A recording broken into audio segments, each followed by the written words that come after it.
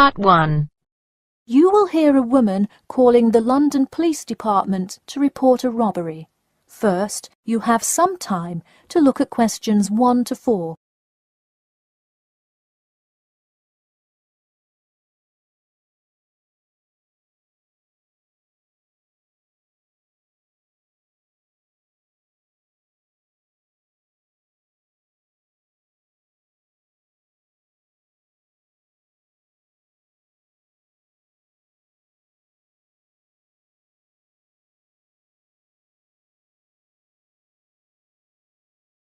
Hello, London Police Department. Yes, I would like to report a robbery. All right, just a minute while I pull up the form. OK, could you give me your first and last name? Anna Grieg.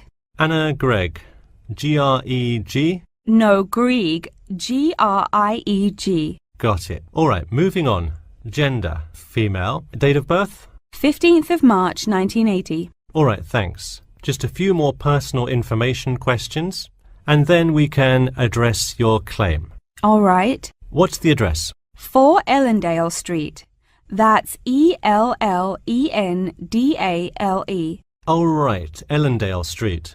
Yeah, we've had a lot of break-ins in that area lately. And the postal code?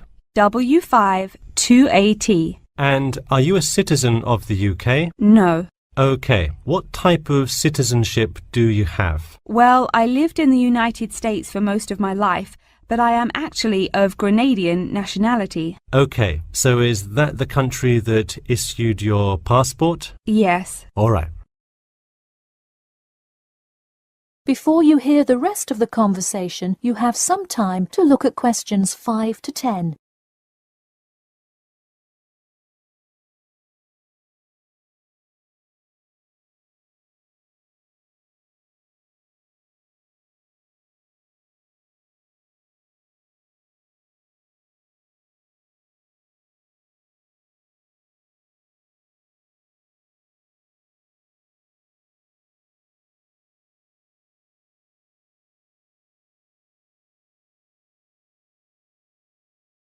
Now listen and answer questions 5 to 10.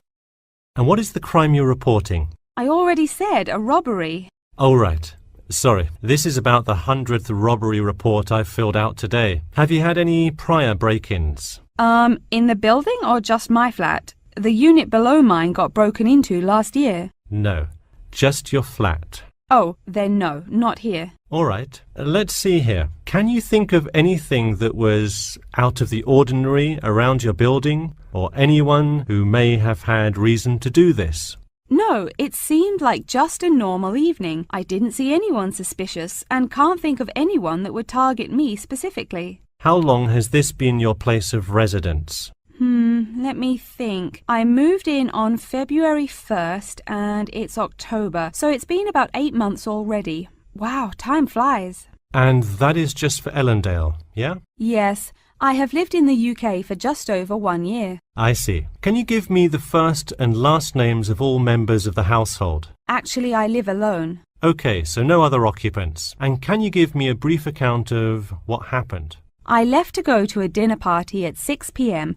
and when I returned at 11, I found the place ransacked and a lot of my things gone. Any sign of forced entry? Yes, the back door was wide open and it looked like someone used a crowbar to force it open. I see. And just to be clear, was the door locked when you left? Of course. Hey, you would be surprised how many reports we get where people have failed to lock their doors. Now, I need you to list any missing items valued above £200. So far, I'm missing my computer, my purse with my wallet in it, and the TV.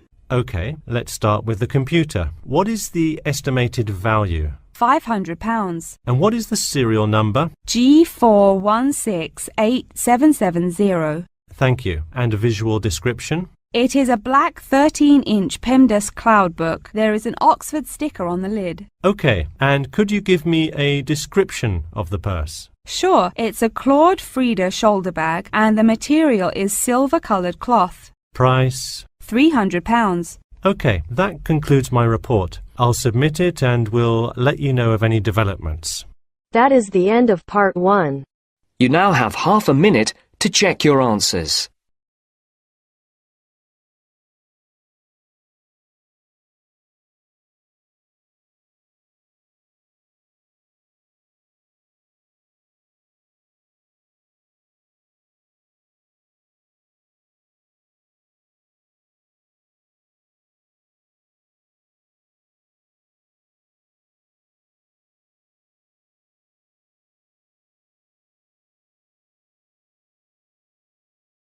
Now turns to part 2.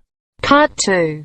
You will hear two students called Mark and Gina asking their tutor for advice on the extracurricular project. First, you have some time to look at questions 11 to 14.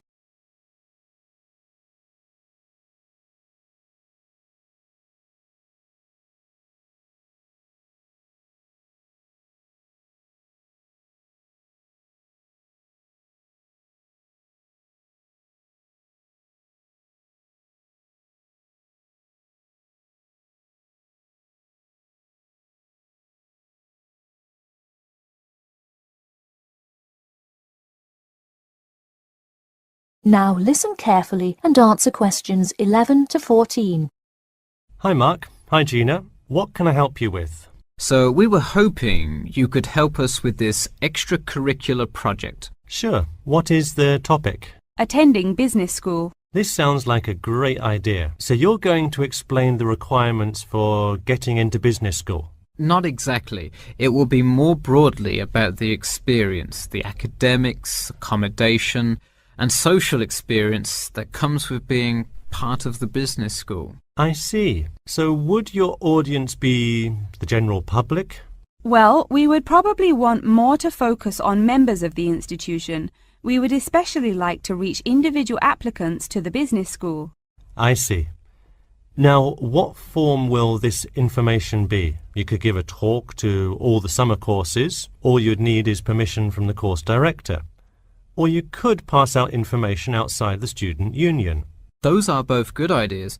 What about sending out pamphlets in the mail? Most college students never check their mail. Maybe you could make a video and show it on campus. That's a great idea. We'll do the video. Great. And as members of the business school, do you have an incentive to attract new students?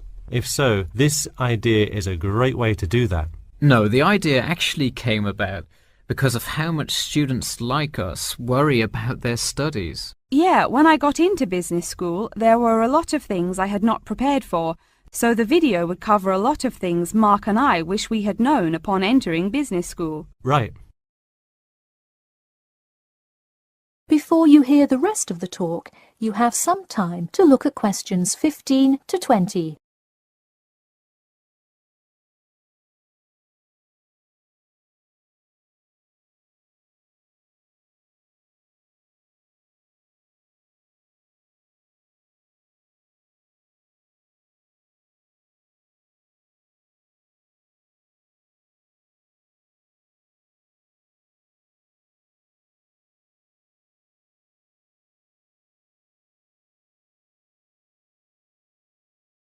Now listen and answer questions 15 to 20. What would you talk about first? The first and probably most important section would be academics. Good idea. So, would you provide guidance on what courses to take? We want to focus especially on the approaches professors take, their teaching methods. It is far different than what students are used to in high school and even in liberal arts college. Good idea. And how long do you think you would spend explaining academics? We'll probably spend 7 minutes on it. We also have some ideas for talking about housing, food options and stuff like that. We're not really sure how to tie it all together though. I think it would be suitable to title that section Accommodation. What do you think? That could work. We'll definitely describe the different dining options at the cafeteria and then walk students through flats and the grueling process of finding one near the business school campus. Okay, so we would cover specifics on the cafeteria as well as flats. I think those are both helpful. We could spend about 6 minutes on accommodation and be sure to touch on those specifically. Great. Is there anything else you would talk about? We definitely want to go over the social aspect of attending school here. Of course. I think it's good to have a little fun once in a while when you're working so hard in school. I think we are going to introduce new students to the disco that so many upper-class men know and love. Maybe we'll include a few other places too, but that's the main one. We're also going to invite students to the international evening taking place in the first week of school as a great chance for our large international student population to meet a lot of other new students. It can definitely be hard to meet people as an international student. I think that is a great idea. You may want to spend slightly longer on this section than the other two. How about 8 minutes? That sounds reasonable.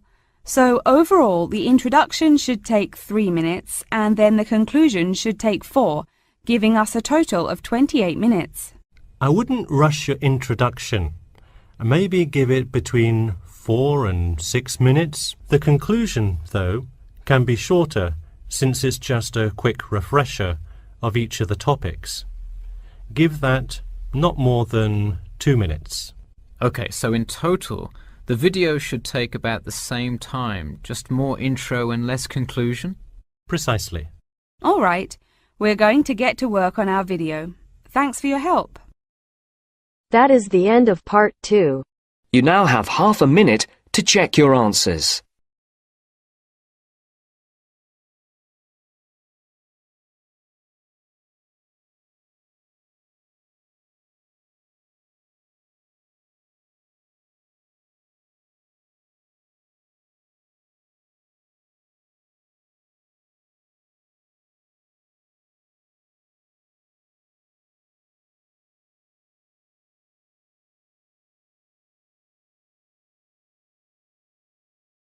Now turns to part 3.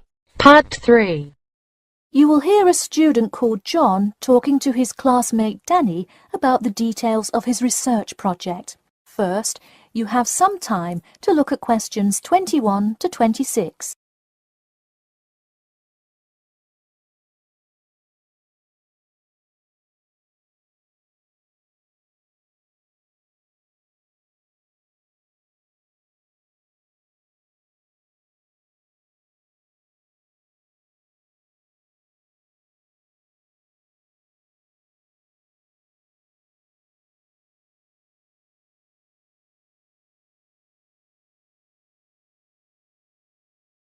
Now, listen carefully and answer questions 21 to 26. So, tell me about your research project, John. I created a questionnaire for the study to determine people's opinions of the relative feasibility of earning a living in Brisbane. Oh, cool. How is it scored? Are they all multiple choice questions? Well, the questions consist primarily of yes or no responses. There are 2 free response questions at the end. Participants will use a computer to fill in their answers. That way, it is really easy to analyze the data afterward. Great. It sounds like you have a pretty solid idea of what you should do. Just don't forget to submit a copy of your plans to Professor Curran by the 15th. Oh, I almost forgot. You don't do it for the high grade or a praise, but he can review and give you feedback. Right, that will be helpful. He has been conducting studies like this for 30 years now. Yep. Oh, and I'm curious. Are you going to be in the room giving subjects directions for the questionnaire? Well, I think the instructions will be provided by another representative who will not be analysing the data. I want them to feel they can answer and be completely anonymous, so I will not be in the room. Anonymity is really important for this study. I agree. Good idea. You should tell the representative to remind subjects to fully consider both sides of each issue. Sometimes it's really easy to immediately check yes or no without stopping to think about it completely. That's so true.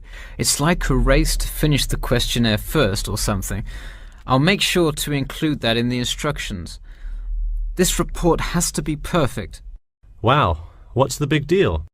I know it's part of your grades and all. Well, it's that, but also a well-executed study could grab the attention of faculty in the department, which would be a huge deal.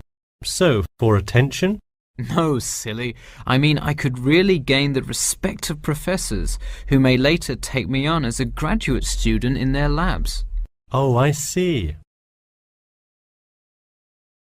Before you hear the rest of the talk, you have some time to look at questions 27 to 30.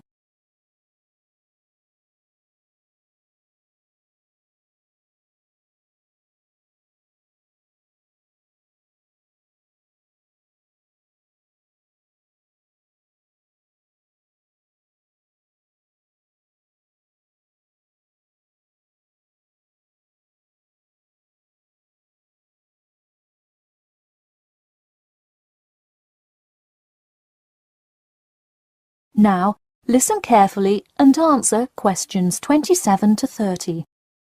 Let me take a look at the survey. Wow, this looks great. The map of the median income by region is a great tool. Where did you find it?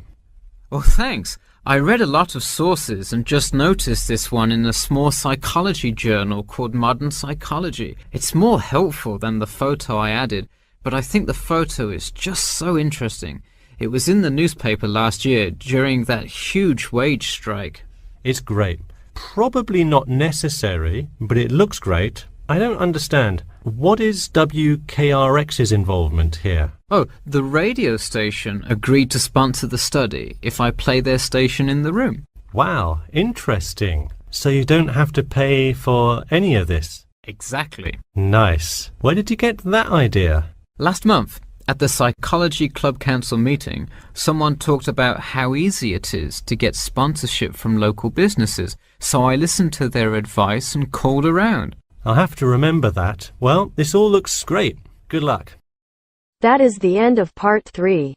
You now have half a minute to check your answers.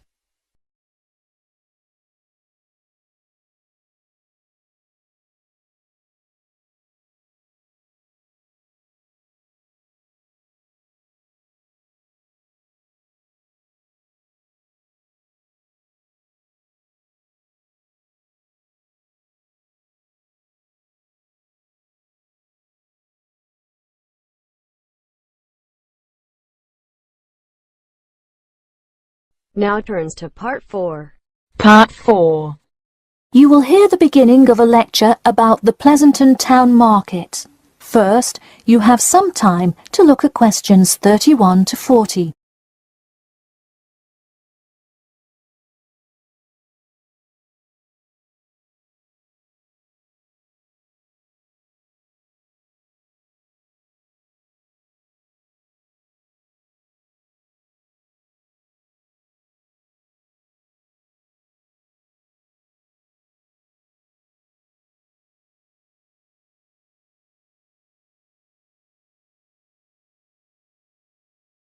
Now, listen carefully and answer questions 31 to 40. Good afternoon. In the last few lectures, we've been covering the social and political pressures that influenced the rise of the rebellion of 1679. Today, I would like to focus on the Pleasanton Town Market. Now, why are we talking all about some market? It's not like it was the first market ever, or even a particularly large market. The Pleasanton Town Market is important because it is often mentioned in the literature found in the library. If you have ever been there, you have probably seen all of the handcrafted items sold there now. But what was originally bought and sold in the town market? In the beginning, the market sold products such as meats, furs, and simple tools. Over time, though, it became known as the place to find quality livestock. People came from all over the world to find the biggest and best cows, pigs, and chickens. In fact, the profits from the town market became the savior of a plummeting economy during a time of much turmoil. Not to be confused with the Reconstruction era, a period of rapid development came about in the 1660s as a result of the market's vendors contributing their profits to building up much-needed public facilities and defense, which would later make a huge impact on the outcome of the war. For many years, the market flourished and began to draw in large tourism crowds in addition to the throngs of livestock customers. However, as revolutions in farming came about, more people moved to farms far from the city centre. Customers grew more and more reluctant to travel all the way to the town centre for their meats, when they could easily choose to buy from local farmers near them for a fraction of the price. With such a fall in the profits of the town's major profit generator, some quality town planning was needed. In the mayoral election of 1668, a young man of little fame just barely claimed the popular vote, none other than the now legendary John C. Wiley. Wiley's first decision as mayor of Pleasanton was to deal with the quickly failing town market. The building with the large clock was a landmark that had symbolized growth in Pleasanton for a generation. Wiley decided to use the notoriety of the town market to set an example. During the historical Rotterdam Rebellion, Wiley gave all those involved lifetime prison sentences in the very same building. It stayed a prison for about 50 more years until they transported all remaining prisoners to other facilities and turned it into the historical monument today. Now that you know the basics of the history of the Pleasanton Town Market, I will introduce your next group project. I want you to make a short film based on the real historical events that occurred in Pleasanton before and during the uprising. I will give you some class time to look through the library's reference section, but you will be responsible for conducting further research outside of class. I suggest starting by looking for information on the market itself. You'll find plenty of information. In fact, some students complain that there is actually too much information on it. On your own time, you could find family members of old war veterans to conduct interviews. Sometimes they provide wonderful insight that you wouldn't find in proper history books. But be careful, an interview that is riddled with bias is useless. I myself have some very old photographs here that you are welcome to take a look at for some inspiration. I'm lucky enough to own this one of Jim Wiley himself. Very interesting to see, but does not provide enough information to add much to your film. Feel free to take this film into whatever direction you choose. You could even do a crime thriller based on real outlaws. All you would have to do is look through the newspaper archives in the crime section during that time period. Try to get as much detail as you can, but you may end up having to draw your own conclusions. Okay, that's enough from me, so let's go on to... That is the end of part 4. You now have half a minute to check your answers.